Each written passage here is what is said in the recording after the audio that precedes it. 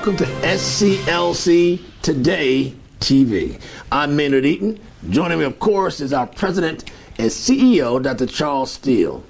Dr. Steele, kind of a sad day today in the SCLC family, the passing, the homegoing of one of your good friends. Absolutely, Maynard. Reverend Dr. Dwight Montgomery. First of all, he's a very good friend. He's like a brother to me, from Memphis, Tennessee. Memphis SCLC president, right? President of Memphis Chapter for the last 14 years, and quite an individual. This man, first of all, has had a calling from God, and he lived it every day. Had it not been for Reverend Montgomery, we wouldn't even have a chapter there in Memphis. And when he came on board in 2004, he gave me his full commitment. You're talking about loyalty? That's the epitome of loyalty in Reverend Dwight Montgomery. And he was very instrumental in our recently concluded convention in Memphis, Tennessee. One of the greatest, if not the greatest convention we ever had was in Memphis, Tennessee. And he was so proud of that, elated over that we had such an outstanding convention. And he was the one, the catalyst, that brought us there and brought everything together with the local community, the state, as well as the national and international. We, as you know, we had a great oil executive fly in all the way from London, England, to receive an award right there in Memphis. And it was all because of Reverend Montgomery inviting us to his hometown. You heard you say yesterday in your statement and in interviews that his imprint will be felt in Memphis, particularly when it comes to education? Particularly when it comes to education. He has a very unique, and I say he has because he's still here in the spirit, and we're going to implement his program. He was very, should say, totally committed to education in a non-traditional kind of way. Reverend Montgomery lived for the betterment of young people. And this was his philosophy. He said we have to have public schools, but public schools must realize everybody who's involved does not need to go through that system.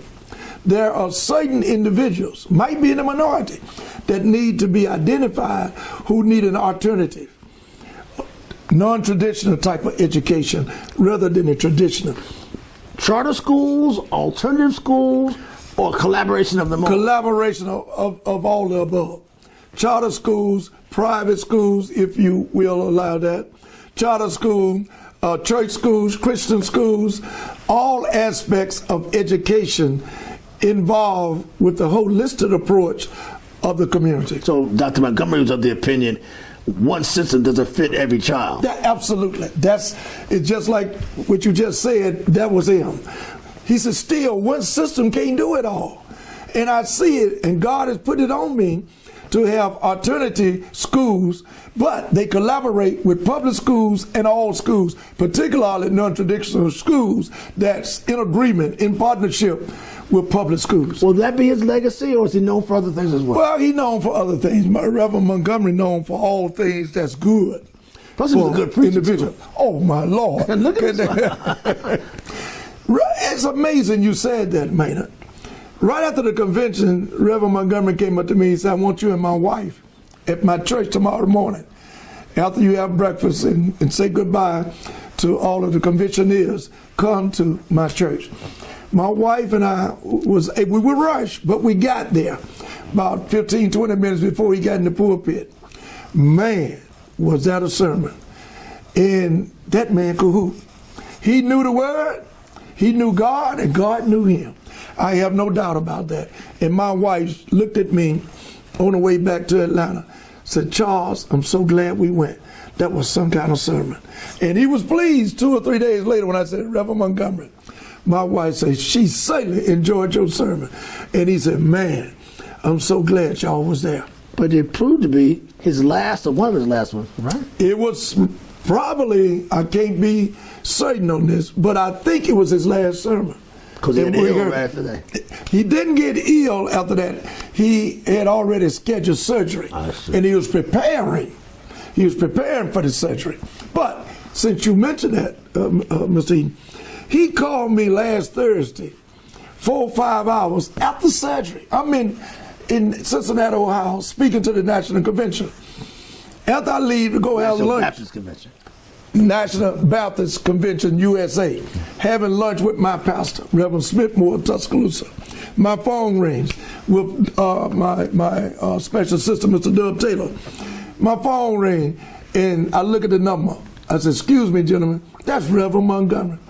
I went outside, talked to him for about 10 minutes, and he was talking about Dr. King's birthday in Memphis coming up. What he really was excited about, we embarking upon the 5th reenactment of the Poor People Campaign. He said, Steele, I'm so elated, so excited. He said, we gonna have the best in the world, and the whole world gonna watch Memphis, and we gonna lead that march, and Dr. King and Jesus gonna be very proud of us. Finally, you want to recognize him and remember him with some sort of monument, some sort of brick and mortar, something that says he was here and he made a difference. Someone told me along the way, Maynard, always try to leave some type of brick and mortar in terms of the work of people. Not the individual themselves that can normally do it. Sometimes they can. But in this particular case, I'm going to approach, I told the news media in Memphis, the city council, as well as the Shelby County government, and ask them to be inclusive with SCLC. And let's bring about an enhancement, recognition of something in brick and mortar. Whatever it is, I don't know. I don't want to have the absolute conclusion of what it is. I want the inclusion of the community. What you did have the absolute conclusion of what it should be when you approached the Georgia State Legislature about erecting a statue in honor of Dr. Martin Luther King. Absolutely. That statue is up now. It's up now. It's erected now. And it starts with a vision from God and an idea.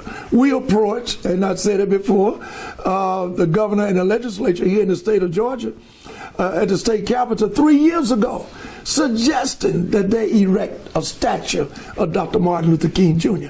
And now, man, it's to full completion and the fruition of that recommendation and mandate. Let's just go a little further than that. We mandated that they do it, and they did it, and it's up. This is Charles Steele, Jr., the president of SCLC. This is SCLC Today TV. I'm Maynard Eaton.